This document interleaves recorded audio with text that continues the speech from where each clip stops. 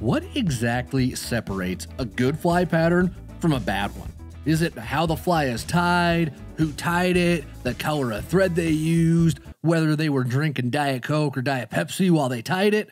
Well, in my experience, there are characteristics that make one fly more effective than others. Now, whether you're tying your own flies or buying them, knowing how to tell an okay fly from a great one is going to help you put a ton more fish in the net. On today's show, Alex and I will walk you through what makes a fly good.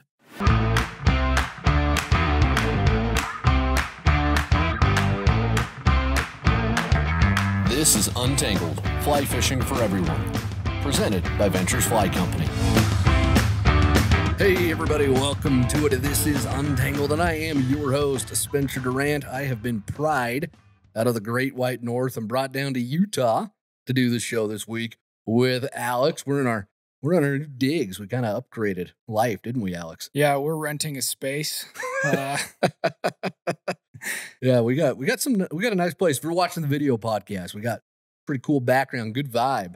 A good vibe to talk about a topic I think y'all are going to enjoy this week. This is something Alex and I have been talking about a lot lately, and that is what makes a fly good. What, like, you hear this sometimes, and I'll talk to Alex about this all the time. I'll be like, dude, look at this fly. Isn't this a good fly? Yeah, what does that mean? Exactly. Like, what does that phrase mean when we say, well, what's a good fly? What exactly are we talking about? What are we referring to? And what can you, the beginner, who maybe this is the first episode of a fly fishing podcast you've ever listened to, in which case, A, you're welcome, and B, thanks for joining us, right? Because this is the best. Well, we aim to please here at VFC. But at the same time, maybe you've been into it a year, maybe 2 years, and you still have that question like, what makes a good fly? I don't know. Well, that is the issue that we are going to address today. And this is also very related to one of the major questions we get all the time, which is what fly should I use? And here at VFC, we're always talking about, we want to find the why behind the question, because when a lot of anglers ask that, they're asking, hey, what fly should I buy so I don't have to think about if I'm going to catch a fish or not? Like, Yep. What flies are good? What fly should I buy? What fly should I have in my box? We're just going to go really deep on this topic and explain the why behind it so that you as the angler can go out there and make your own decision. You can be a self-sufficient angler, as we like to talk about. Exactly. And you won't get taken advantage of by the bad flies that exist, which big fly. Yeah, by big fly. It's always a conspiracy with me. And we'll get into this in a little bit. But I think there are bad flies out there, and Alex doesn't know if he agrees with me on that. So we'll discuss that in a minute. But building off of what you just said, Alex, before we even get into what makes a good fly and the actual characteristics about it, I want to address the myth of magic flies. And this is something we've talked about. We've talked about it on the show. I don't know if we've addressed that in the masterclass, have we? No, we haven't. Yeah. And for those of you who may not know, we've got a beginner fly fishing and fly tying masterclass on YouTube. You can go check it out. There'll be links in the podcast description if you need something. It's just a really good base that we build everything off of that. That's the bare bones. And then these podcasts and some of the other YouTube videos we have, it just builds on top of that. Yeah, let's just dive deep into some topics. And we've talked about this idea where people will be like, well, what fly are they hitting on? I see that question. I get asked that question a lot. In fact, I got a question into the podcast a while ago where the listener wrote in and said, what flies would you recommend for this part of my state at this time of year? And that's tough. Yeah, it's tough, but it's also at the same time, like, I don't know. A, because I don't live in that state, and B, because that is that mindset of, oh, well, I just need the right fly and I'm going to catch fish all the time, no matter what. And I think a little bit of that's born from the spin fishing world. And I'm not knocking on gear anglers, but there's a lot of like, oh, look at this new bait. Oh, look at this new lure. This thing's money. And there's a lot of hype around that. And that bleeds over into fly fishing. where, I mean, how many new patterns do we see every week on Instagram, right? Just go through, scroll the gram. You'll see Yeah. 20 new patterns. This is funny. I just bought a new book that was 273 modern flies. And I was curious. I bought it. I'm going to browse through it just to Yeah. see if I get any ideas. But yeah, 273 new patterns that just came out yesterday. So, And it's like, oh, well, this is exactly like the other fly, but I add this color of Flashaboo to it. So that makes it completely unique, right? yeah, you have a patent on that? Yeah, no, not yet. I'm working on it, okay? Uh, but the thing that's important for the beginner to know, there's no such thing as a magic fly. And it's completely overwhelming. Like we get it, because if I were to go walk into my sporting goods store or a fly shop, there's a bin of thousands of flies. And so you do need to simplify it, because that is overwhelming. So I'm not saying, like, I definitely sympathize with the beginner where it is overwhelming and you do want to make it more manageable. And so you do want maybe those 10, 12, 15 patterns that you can have confidence in. But what we're trying to say here is there's not one single fly that you could go out to the river 365 days a year, use that fly and catch a fish. Except maybe a Frenchie, right? I mean, I've gotten skunked before. Like, it has happened. Yep. And I bet your bottom dollar that I used a Frenchie that day. Yep. So maybe not, but no. And that was a joke, in case I wasn't clear. Like, it's a little bit of an inside joke between me and Alex.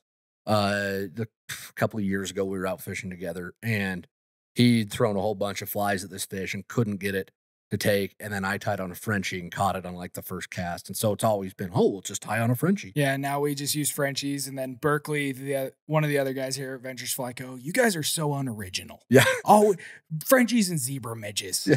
Meanwhile, he's over there tying on his pheasant tail. Like, I'm original. I have original thought, right?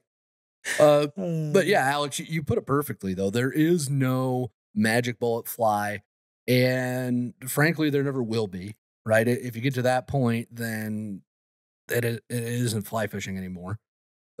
The thing that beginners need to understand is it's cyclical. The flies that you use are based on the seasons. Yeah, I was going to say, why doesn't a fly work 365 days a year? Yeah, because every bug is not active 365 days a year. Even midges, which for those who don't know, a midge is arguably the most prolific aquatic insect in the world.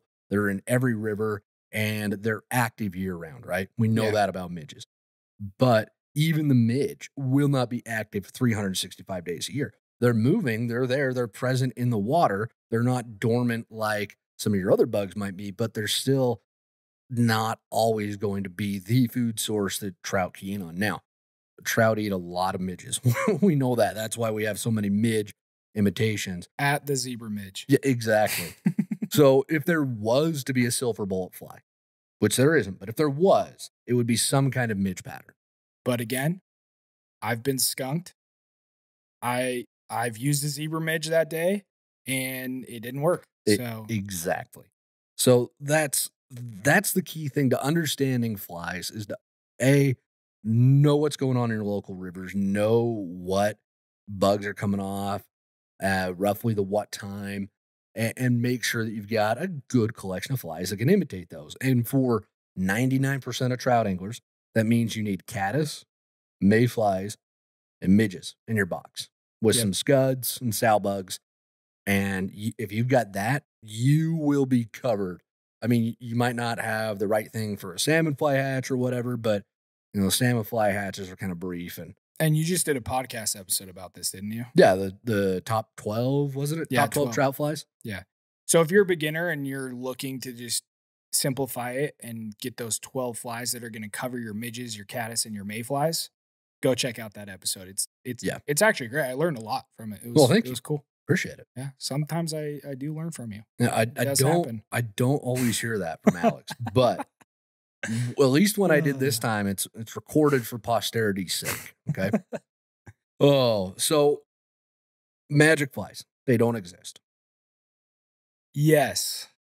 But I one You got thing one more caveat? I got one more caveat because I mean, so I was saying I've gotten skunked and I've used a zebra midge. I've gotten skunked and I've used a Frenchie. Yeah.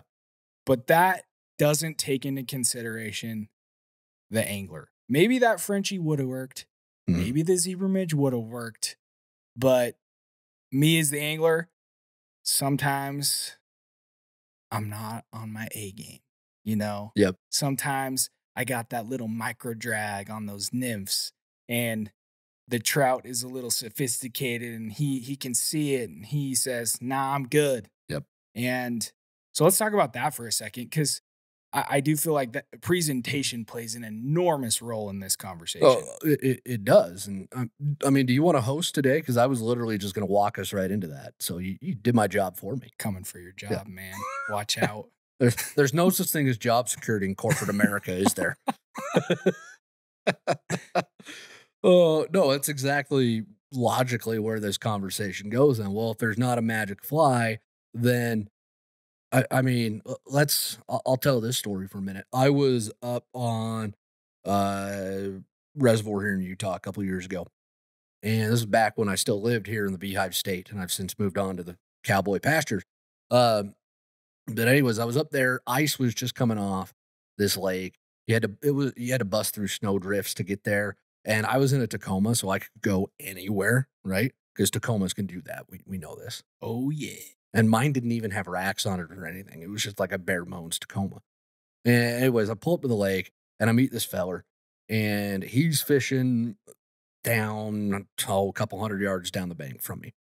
And I walked up onto the bank and I felt like that was enough space. I wasn't crowding him, right? 200 yards is enough room, usually.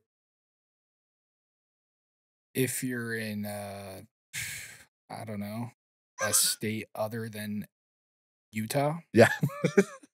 Yeah. Alex had a little bit of fun on a tailwater that we won't move name. on. We're not even going to talk about it. I had a really bad stream etiquette experience a couple weeks ago, and We need to find that angler and get him on the show. holy cow, dude! All right, we actually have a stream etiquette masterclass video coming out soon. It should be pretty funny. It'll be a good time. But anyways, I watched this guy catch I'm guessing because I'm not sure exactly how big it was, but he caught a cutthroat that was in the neighborhood of 25 inches. Whoa. And I was like, oh, one really big fish. There's big fish in this lake. So it wasn't a surprise to see that. I was just like, oh, wow, that's really, really awesome.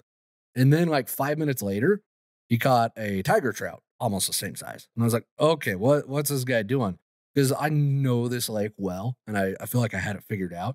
I was like, what am I doing wrong? Because while he caught those two behemoths, I caught like 5 or 6 little Finwis Freddy stalker rainbows that had made it through the winter. You know, they were fresh off the hatchery truck in December. Or That's whatever. a tough catch right there. Yeah. Oh, it put takes that some 5 weight serious to work. skill. It does. So I walked down to him. A, because I wanted to look at the fish, and B, because I was like, what's he doing that I ain't doing? Same flies as I was using. Exact same setup. Color, size, everything. Everything was the same. Wow. Leeches and I think it was midges. Leeches and midges. Exact same stuff. He was a tiny bit deeper than me, so I adjusted to be a tiny bit deeper. Throw it out there. What did I catch the rest of the day, Alex? What do you think? 8-inch stalker rainbows. No, I kept in the like 13 to 15-inch stalker range. But yeah, stalker rainbows. And he caught another big tiger trout. And then he left. And so I went over to his spot thinking, oh, yeah, that's the spot, right? Classic. More 15-inch rainbows, right? Now, maybe he was doing something to his flies that I wasn't doing. Maybe he was jigging them. Yeah, I wasn't jigging stripping mine. them in slowly Yeah. or something. I was just letting mine sit because that's how I was catching fish, right? So I wasn't going to change things up too much. But my guess is, and I don't know for sure, but my guess is he was doing something different to the presentation of his flies that attracted the bigger fish. Either that or, I mean, there's more luck in fly fishing than any of the quote unquote experts, which I kind of agree with Dom Swintoski on this. He was on the show a while ago and he said there are no experts in fly fishing. And I agree with that 100%. And that's not a knock on anybody. It's kind of a philosophical debate, but you know, there's so much luck into it, and a lot of folks don't want to admit that. But there is a good element of luck, especially with those really, really big fish. I mean, just 2 weeks ago, Alex and I were fishing, and Alex hooked what 5 or 6 whitefish in a row, Yeah. and then you hooked a really good fish, and it got off. And it was like this same drift, same Yep. area, but the trout decided to take it that time instead of the whitefish. Exactly. And then we fished a little bit later, and I caught 2 or 3 really nice trout out of the same water Alex was fishing, and he couldn't hook into anything. Yeah. Same. We weren't fishing the same flies, but same rig, same drift, same water. And so there is more luck that goes into it. I do want to make sure to make that point, but I told that story and then the short little anecdote to drive home that presentation point, right? That Yeah. the way you present flies matters so much more than the fly itself. Which is something that beginners don't realize. Yeah, that- 100%. I don't think they do. They're always like the first. If a beginner's not catching fish, what is the first thing they're going to do? They change their fly. They change their flies because they think it's the flies. The longer I do this, the more I realize it's the depth, it's the drag, it's that presentation. Because Exactly. and we'll throw this up on the screen. I love this little saying. It's you have the perfect fly. You have the perfect fly for Yep. that situation. You have bad presentation, you're not going to catch a fish. Yep. But on the other side, you have the worst fly. It's super ugly or flashy or just it's a squirmy worm. For heaven's sake, it's a squirmy worm. Alex, squirmy worm is not a fly. Quit trying to Bro, that thing quit has trying to been- make it a thing. Guys, the other day, I was out on the river. I rode my bike 14 miles up this crazy road to get to a river that you can't get to on the roads right now because they're so muddy and nasty. So I just grabbed my bike and I rode up this road, and I fished for a good 4 or 5 hours, and I went through my whole box, and I picked up rocks. I went through the whole match the hatch challenge, and just I grinded, man. Yeah. And I got nothing. And as soon as I tied on a freaking squirmy worm, I caught 12 fish in like an hour. It was insane. But anyways, Yeah, get us back to the what we actually wanted to squirmy hear worm about. for the win. When in doubt, tie on the squirmy. Anyways, so bad fly. Yeah. Good presentation. You're gonna catch fish. You've got a much better chance to Yep. catch fish at that But- point. Yeah, I'm not gonna say Yeah. you guarantees catching a fish, but you're likely it is possible to have the wrong fly. You have good presentation, it hits it. Yep. Exactly. So definitely keep that in mind as you go through this, as you go through your journey as a fly angler and you start to learn the ins and outs of this, that your presentation is going to matter so much more. I mean, it's like, all right. So I went on a few first dates. Everybody grab a drink. This is gonna be a minute. I went on a few first dates before I met my wife. Do you happen to know that number off the top of your head, Alex? 156. 156 first dates. Whoa, how about that? Yeah. Yo, I'm actually impressed you remembered. You've told this story way too many times, apparently. No, not on the podcast. I haven't. I always remember really weird things like that. Well, it is really weird.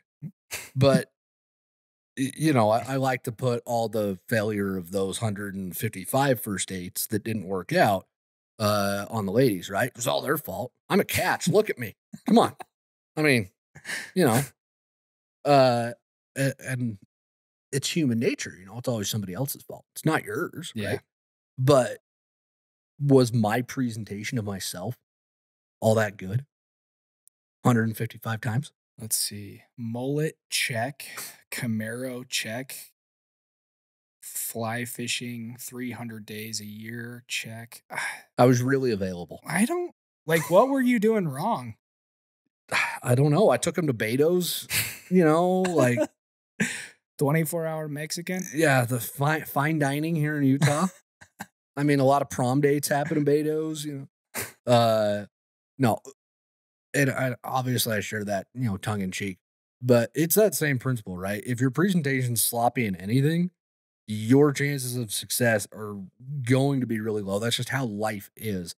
And there's that saying that art imitates life or life imitates art, right? We talk about fly fishing being something that's a little bit more than just something you do, right? It's a lifestyle. There's a lot of folks who find some meaning in it that goes beyond just a hobby for a Yeah. lot of folks, you know, me and Alex included.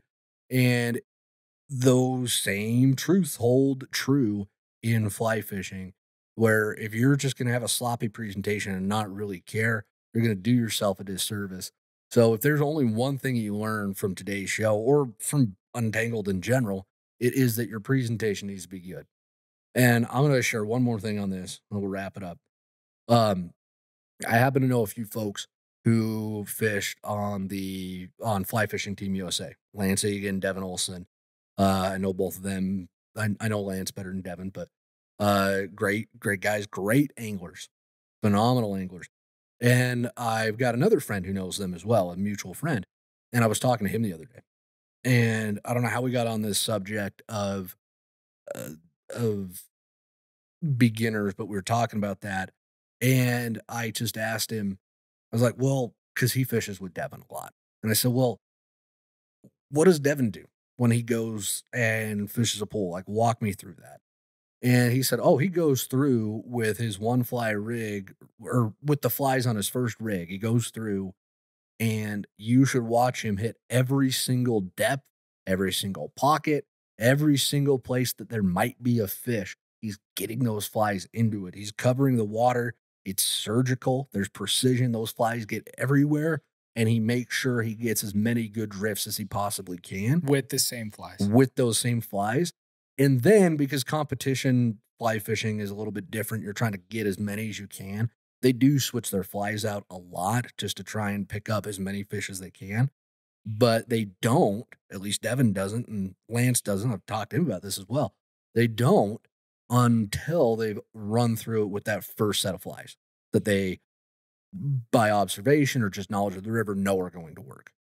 Makes a lot of sense. Yeah. So keep that in mind. Make sure you're working on that presentation.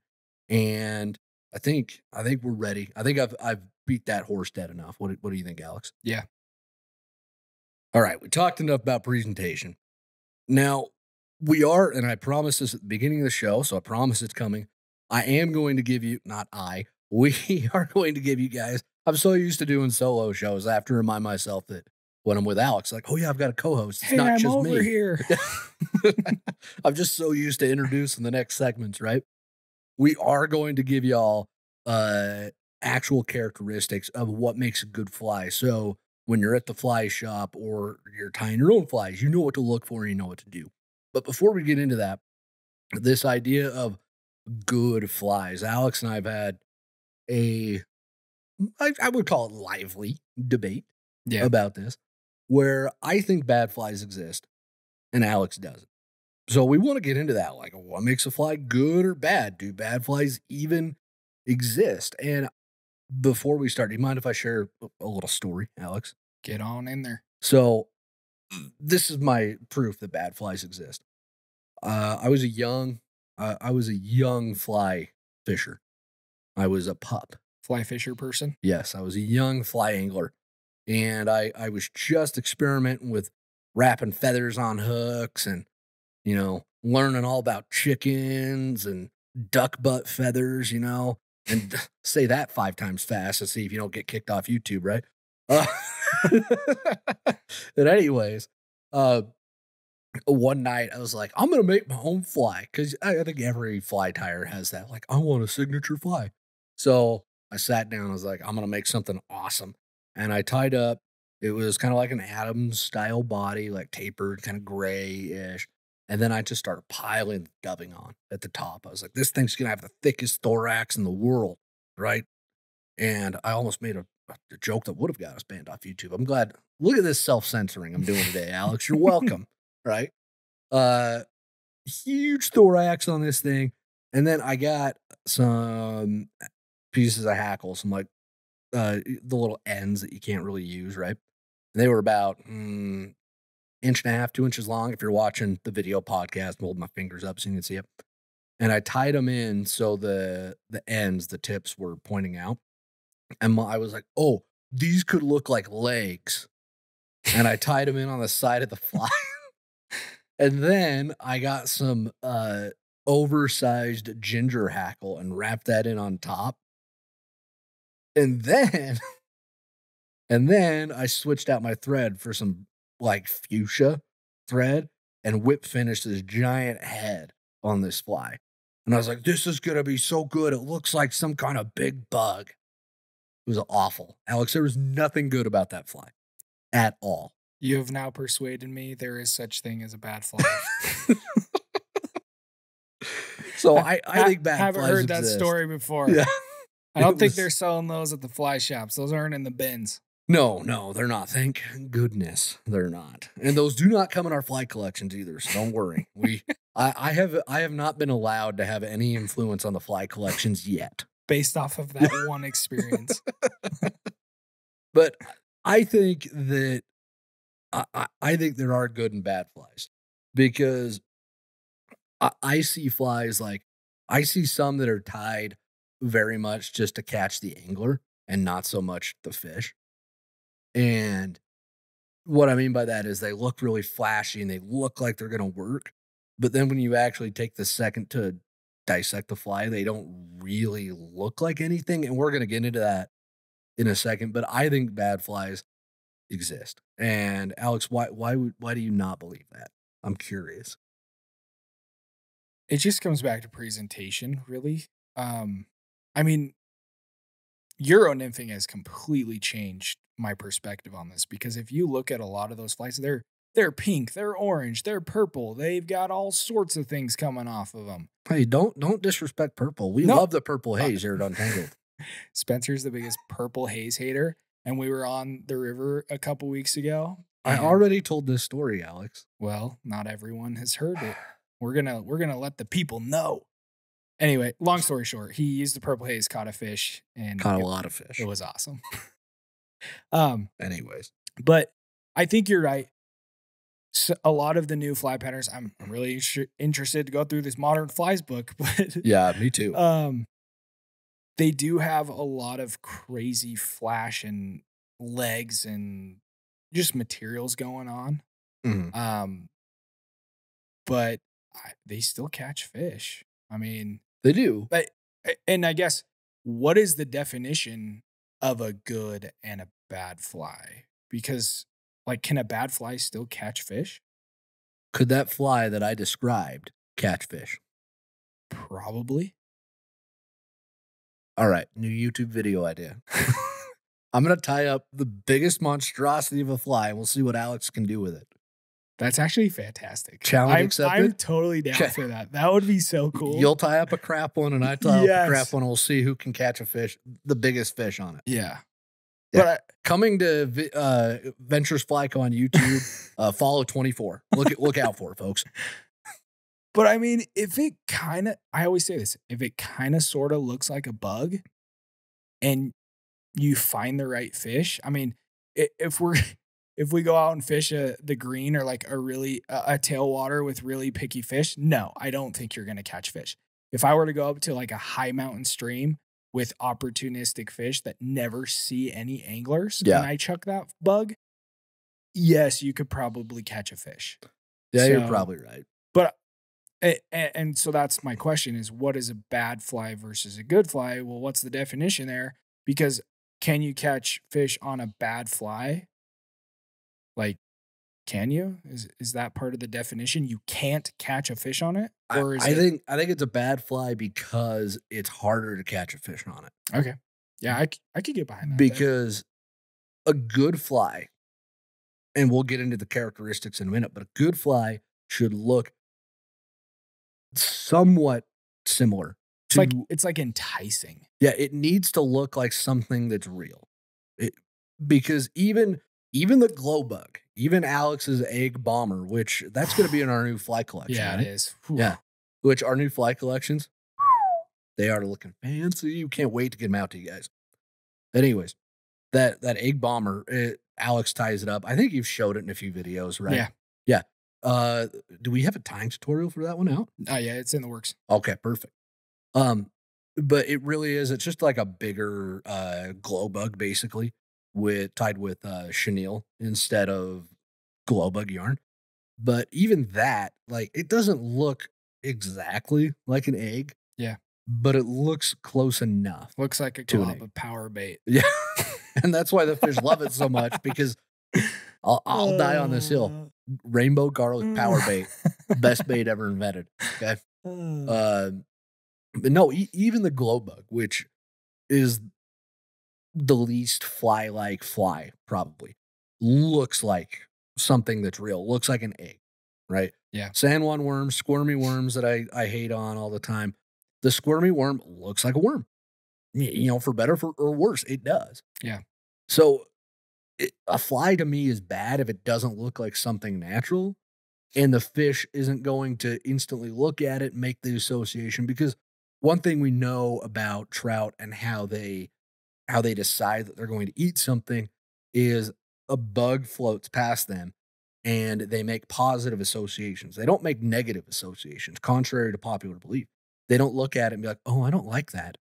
They look at it and there's not enough positive associations made for them to eat it. And so they look at Like, something. oh, it has a tail. Oh, it has wings. I'm gonna eat it. Yep. Versus, Oh, it's looks like it's riding a jet ski, right? That doesn't generate a positive association in their brain, so they don't eat it. Right? And that's an oversimplification of the interesting. process. Yeah, I actually dived into this on I don't remember the podcast episode off the top of my head, but I will link it in the description for everybody. But I actually did dive into this. Someone asked me about, well, why don't trout see the hook when they go to eat a fly? And it's because they just they really kind of look past it. They see the fly and they associate that. They're like, oh, yeah, that looks like it should. They go up and they eat it.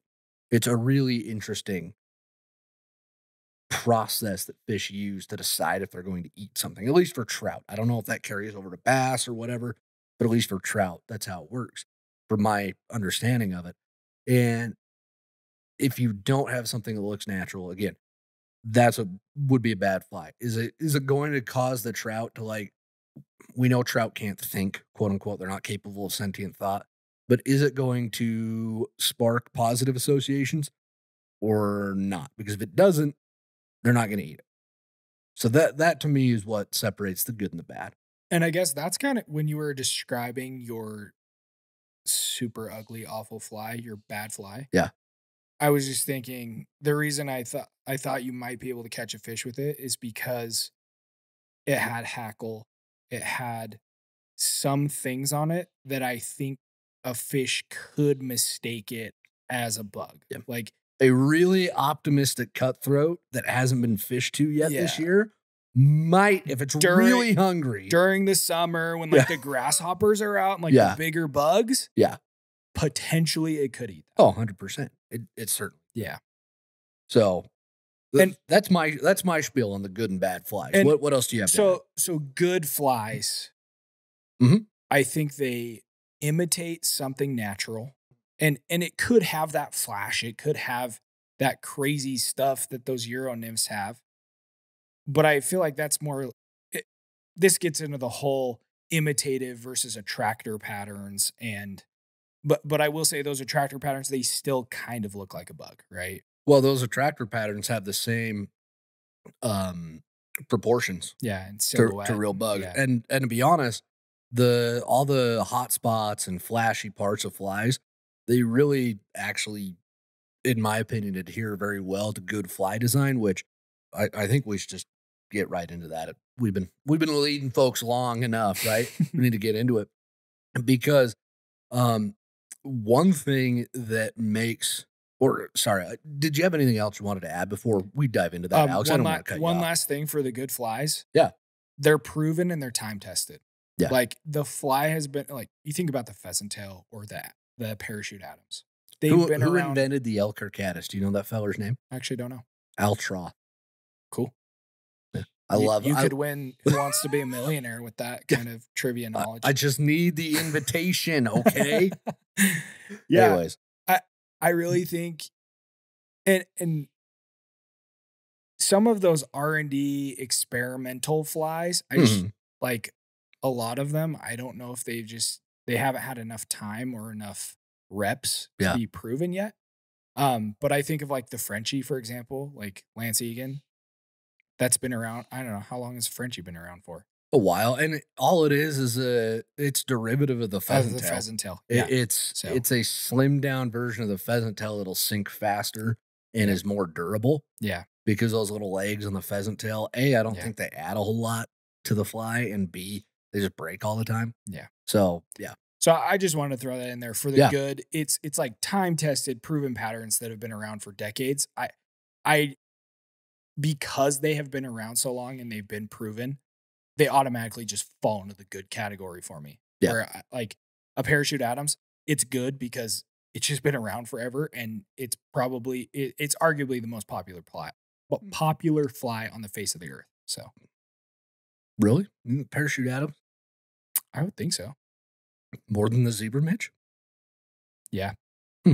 I think there's people that I don't want know the power of the zebra midge. I want the data on that. All right. If there's anybody listening who has access to Ryan Smith, if you're listening, Qualtrics, whatnot, survey company, let's chat. All right. Spencer at venturesflyco.com. I'd love to hear from you. So building off all this though, what makes a fly good, right? What characteristics does a fly need to have? Well, there's three that, in my opinion, if a fly has these characteristics, I'm going to consider it good because it checks off the boxes that to me mean, okay, this fly is going to work, even if it's not time tested, like Alex talked about, even if it's not something that's been around, almost as long as I have, because I'm an old fat man, then you can still be sure that it's going to work, right? And this is really helpful if you're in a fly shop in some random state where none of the flies make sense because they're all like a size 38,000. I'm looking at you, Colorado. Um, or if you're in Idaho and someone hands you this this fly the size of a small sparrow and they're like, "Oh yeah, this is for the green drakes on the Henry's Fork." Yeah, freaking right it is. Okay. um, Not that I'm bitter about the Henrys at all. Uh, one day we need to do a podcast just on our experiences on the Henry's Fork. Our grievances. Yeah, the airing of be Festivus for the Henry's Fork. Anyways, the number one thing that, well, not number one thing, I phrased that incorrectly. These characteristics aren't in order of importance, but the first thing that I look for is contrast in a fly. And what I mean by contrast, um, well, let me explain that with some science. I am all ears. Are you? Yep. So I did a little bit of reading, did some scientific reading, which this might shock some of y'all who think I'm just, another rube from Wyoming who, is stoked that we finally got indoor plumbing, right? um, which I mean, no one wants to use the outhouse when it's negative 30 anyway, so I'm happy for one, right? Trout have similar anatomy in their eyes as humans. So a trout's eye and a human's eye are very similar on the anatomical level as far as the rods and the cones are concerned. Now, for those of you who do not have an internet MD as I do, you may not know what the rods and cones are, and that's okay because I would butcher the explanation, so I'm not going to try and do it. But all the rods and cones. All I remember from my undergrad is cones are for color. Yeah. See, we really should have you do this because your undergrad was in biology, wasn't it? Yeah, biology and applied mathematics. Yeah, also known as snooze fest. So what this means, though, with the rods and cones being similar to us, is trout perceive colors very similarly to humanity. So there was a feller. Probably shouldn't call him a feller. I should probably be more respectful. There was a doctor feller, Gordon Burns, MD. He wrote in Fly Fisherman magazine back in 1990 that even though trout see colors similarly to us, they are very adept at detecting contrast. And one quote that I want to read in full, he said, "Contrast in color and hue between objects helps us discriminate them more clearly, particularly at low levels of light or at the limits of resolution. This becomes particularly important for the trout.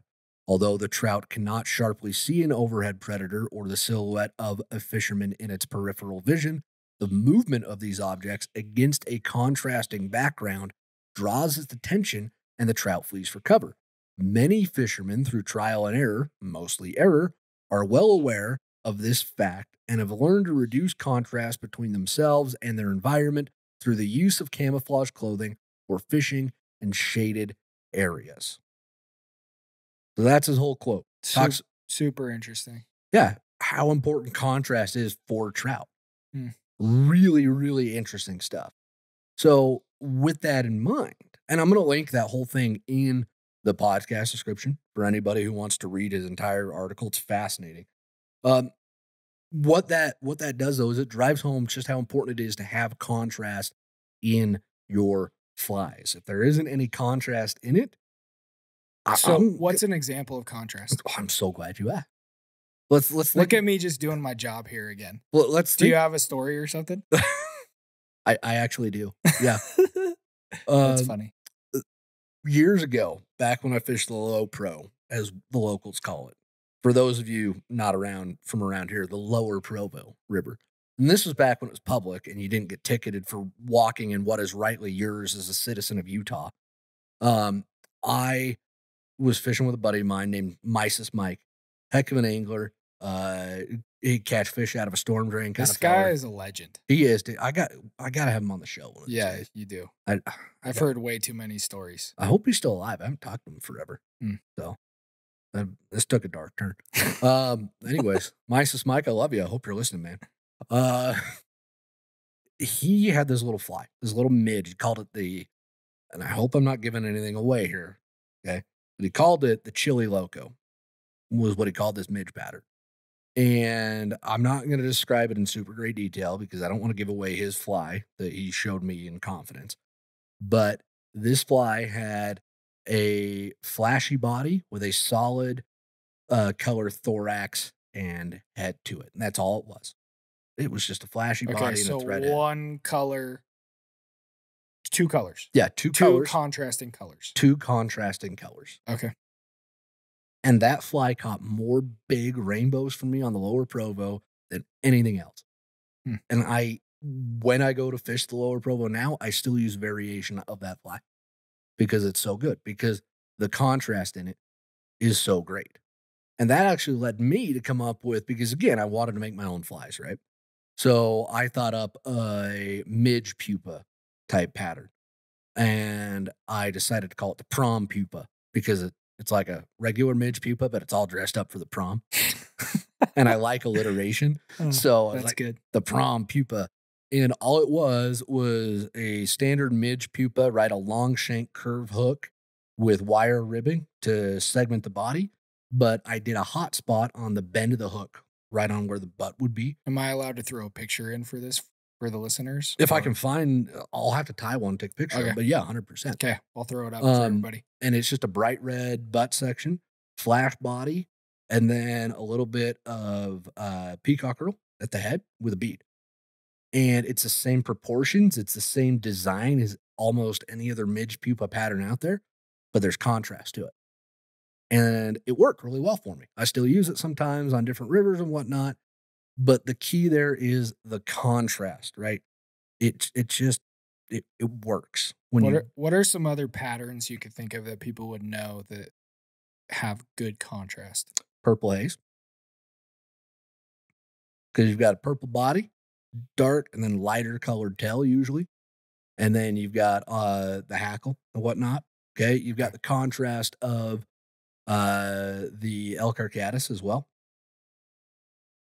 Usually the body, and you've got some wire giving it some contrast to lock the hackle in. So that's going to help out a little bit. Think about your Frenchie as well. I think that's part of why the Frenchie is so good, because it's that peacock, not peacock. Pheasant tail. Thank you. Pheasant tail body with the bright hot spot and the dubbing collar. Yeah. Right. It works. And the hot spot and the dubbing collar, that's like a triple contrast, right? Yeah. It's like red, pinkish, orange, brown. Exactly. So you're offering up a whole bunch of contrast. I think the fish see that and they like it because, again, going back to Dr. Burns's piece, we know how important contrast is for fish. So if a fly is going to work, if a fly is going to be good, I think it needs to have quite a bit of contrast. So the next thing to focus on, as far as what a fly needs to be good, is the proportions need to be right as well. You need to have buggy proportions, is what I like to call it. This is one of the hardest lessons I learned as a fly tyer, and this is why so many of my early flies looked awful. And I would also venture to guess it's why a lot of beginners' flies look awful. Is I don't think we understand the need for getting the proportions just right. What would you say to that? Because Alex did our whole he did the entire beginner fly tying masterclass by himself, and so he's got some war stories from tying flies perfectly for that. But Yeah, there's one thing tying flies just to go fish with, and there's one thing tying flies on the macro lens at yeah, like times 100 size. It's tough, man. But I totally agree with that. I would say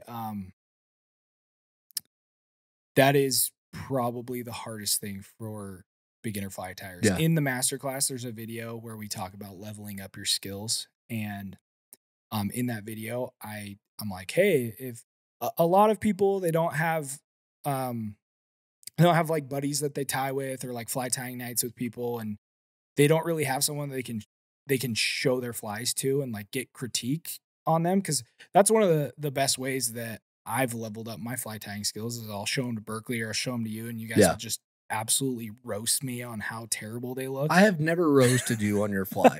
Yeah, I want that out there. I've never told Alex that fly is garbage. It was a joke. But I've gotten some positive feedback, some constructive criticism, You're welcome. and I'll change it up. And so in that masterclass, people have sent us pictures. Yep. And the number one thing that I tell people, like they'll tie up a hare's ear or they'll tie up a woolly bugger, and just the proportions are off. Like the body's really thick or the tail is just super, super long. And so I would agree that the proportions being off is a challenge. Yeah. And that's going to cause that the trout, when they see something with the proportions off, they're not going to make a positive association with it and Because eat they it. don't recognize it, right? Exactly, because it doesn't look like something that should belong there. I actually have this is kind of interesting. Yeah. So you alluded to us revamping the fly collections Uh-huh. and coming out with new ones. That's probably going to be next year.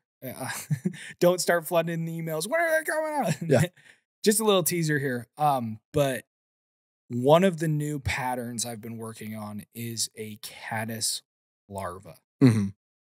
And I've been working on it. I've tested it. I've been out on the river with it, and I actually haven't caught a fish with it yet. And I've been thinking a lot about it because obviously I'm not going to include a fly in our collections that I haven't caught a fish on. That's absolutely insane. Like that's right now it's a bad fly. Yeah. You're darn right it is. But I was on the river the other day and I picked up some rocks and I was looking at the caddis larva underneath, and they're skinny. Mhm. They're skinny. Yeah. And I was looking at my caddis larva that I had tied up, and it was chunky. I was like, this is way too thick. This is way too chunky. The proportions are off. Yeah. And so over the next couple weeks, that's the one I'm going to be working on because caddis season is coming up. It is. I'm going to thin it out and I'm going to try and get those proportions right and see if it starts catching a lot more fish. So Awesome. it starts catching a fish. Yeah. And then we'll work on it to catch lots of fish. Yeah, we'll include a caveat with that fly that this one's only caught like 6 fish. Use at your own risk. Yeah. No, and you'll learn that. And I included this mostly for the tires, but also if you're going to buy flies and you don't know what a good fly is or not, and you're at a fly shop or something, make sure the proportions look normal. If it's supposed to be a mayfly imitation, it needs a tapered, thin body with a longer tail and upright wings. If it's a caddis, Yeah, the body's not really tapered. It's a little bit bushier, right? Stoneflies are just big. You don't need to worry about stonefly. No, the thorax section on stoneflies, you got to get that down. That can be a little tough. That's why I tie all my stonefly nymphs as Pat's River Legs because I don't have to worry about it. It's the lazy man's way to a fantastic stonefly pattern, and I love it. Judging by my size here, I'm pretty lazy. We don't fat shame on this show, I should say, Never. except unless it's me. Then we do. But and when I get into buggy proportions, and this bleeds over into the next characteristic too, I'm not saying that everything needs to have everything needs to look completely lifelike. That it needs to be it needs to look like the real thing, right? I'm just saying it needs to be close enough. And if you can get it there and the proportions are right, you're gonna be fine. And I think that's your third characteristic, right? It is. It is. The third characteristic is your flies have to resemble something. Okay. And I touched on this earlier, but you have to imitate something that's in the water that is fish food. And I'm sure there are going to be folks who are going to disagree mightily with this.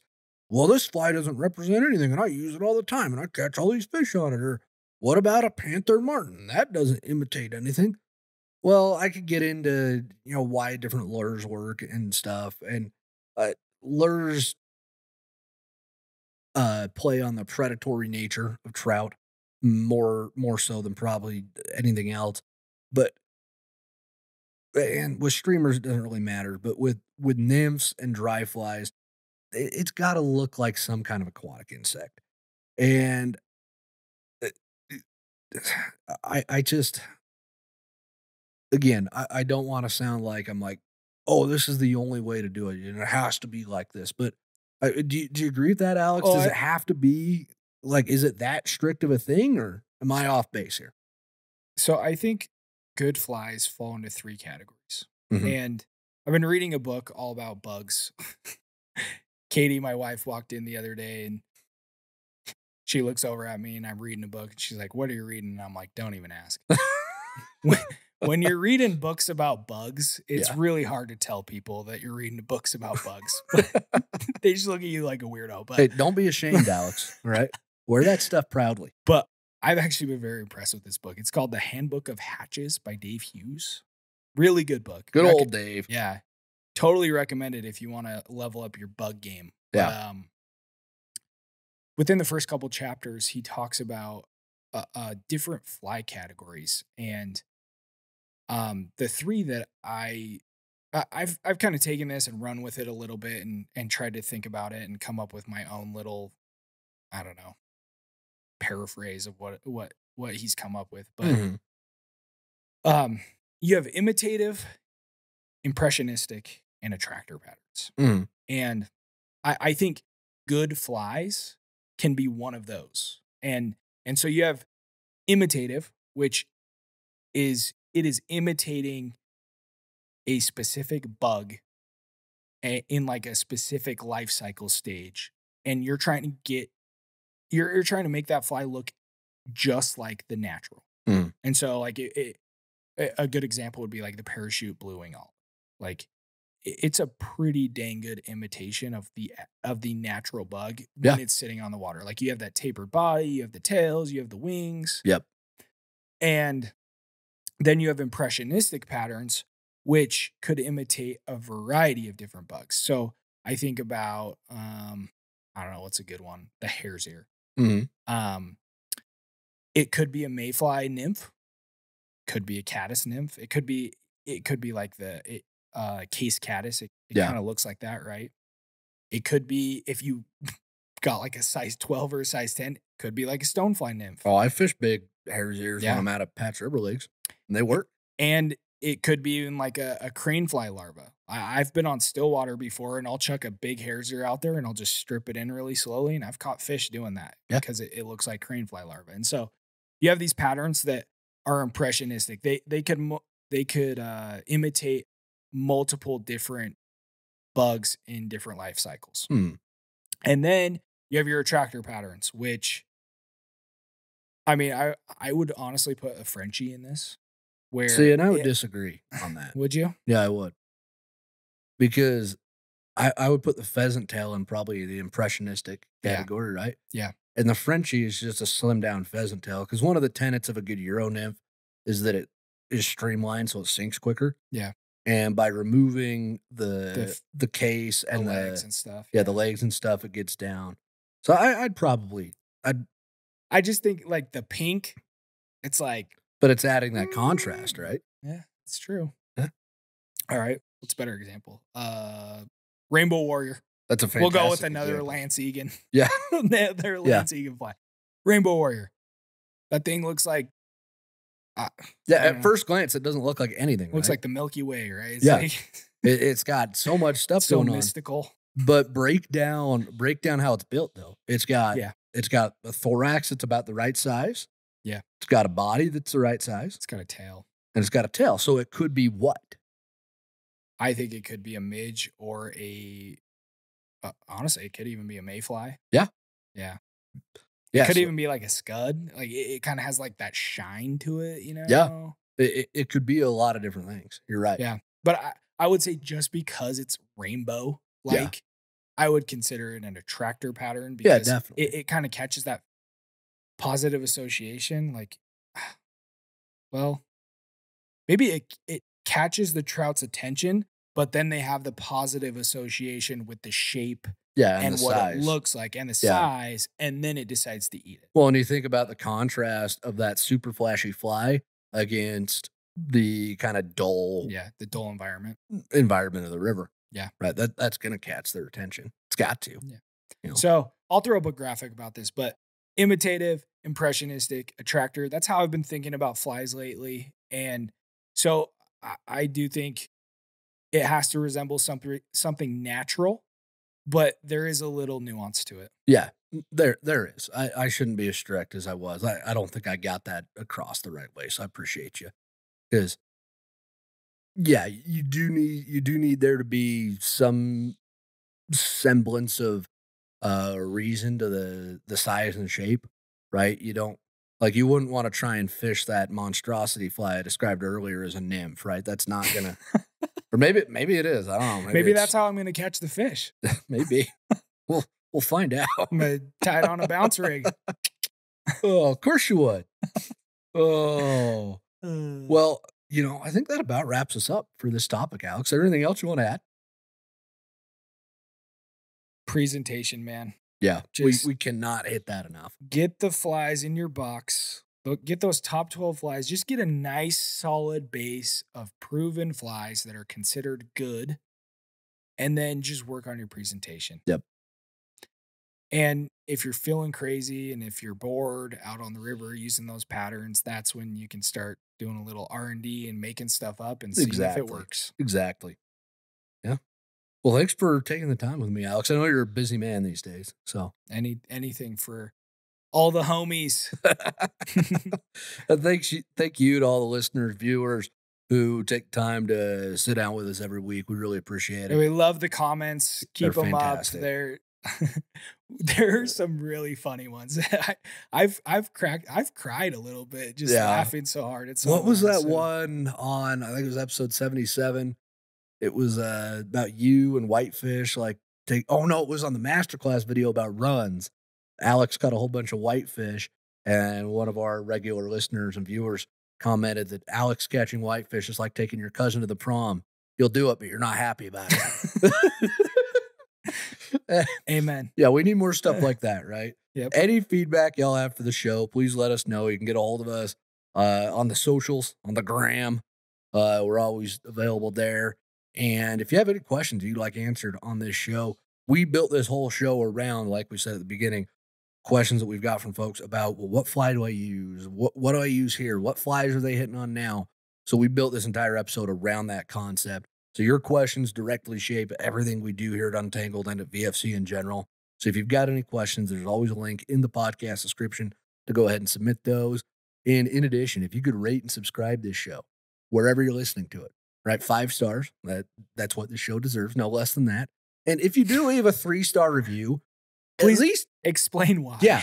Okay. That doesn't help anybody. 3 stars and no explanation. I mean, that's just like, that's like when I try to give Alex a Diet Coke and tell him that we're all out of Coke Zero. Cause A, we're never out of Coke Zero. And B, Alex ain't going to drink the Diet Coke anyways.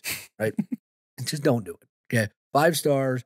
When you subscribe and when you rate, it increases the reach of the show so that more folks can be inundated with the good word that is VFC. And with that, folks, get out there, get out on the water, have some fun, catch a fish. Till next week, everybody. Tight lines.